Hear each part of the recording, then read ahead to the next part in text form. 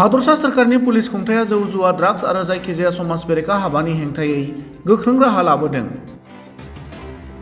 आरो बेजों सोमोन्दो थानाय खायसे सुबुंखौ हमनानै आयेननि गेजेरजों साजा होबोदों। पुलिस खुंथायनि बेफोरबायदि गोख्रों नोजोर होसेयावबो नाथाय खायसे सुबुङा दासिम समाज बेरेखा हाबा मावनायनिफ्राय जानगार जायाखै। बेबायदि समावनो बरपेटा रडआव ड्राग्सजों लोगोसे 3 लाइमोनखौ पुलिसआ हमनो हायो। मोनसे स्रोद सुलुंनि बिथा खालामनानै बरपेटा रड पुलिसआ संदाननानै गोबां बिबांनि हेर'इनजों लोगोसे उत्तर बरपेटा रडनि खैराबारियाव 3 ड्राग्स फालांगिरिखौ हमनो हायो। पुलिसआ हमनो मोननाय 3 ड्राग्स फालांगिरिखौ बरपेटा रड खैराबारिनि नईमुद्दीन, सिराजुल शेख आरो पलाश राय होनना मिथिना मोन्दों।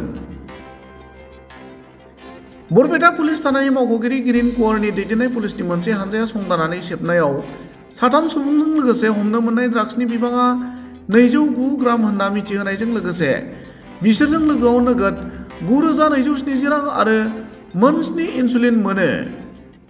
हमनो मोननाय 3खौबो पुलिसआ जिम्मायाव लानानै बांसिनै मिथिनो थाखाय सोंथि खालामो होनना मिथिहोदों। बे बिथिङाव ओनसोलनि सुबुङा खौरां बिजोङाव ओरैबायदि फोरमायो।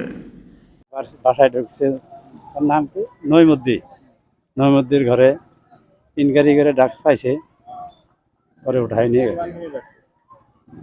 কত গ্রাম মানে পড়লো এটা আমার তো খেয়াল নেই। জুতার মাঝে আছে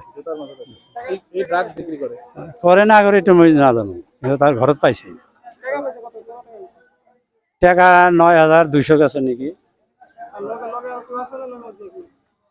একলাই ওই 2টা ওরা কয় যে আমরা খাইবার আইছিলাম।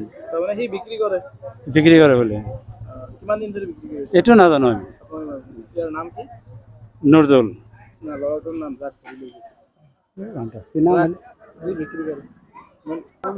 নইমুদ্দিন 30 বছর 30-32 আমার আলী খৈরাবাড়ি পুলিশে লই গেছে 3 জনক 3 জনক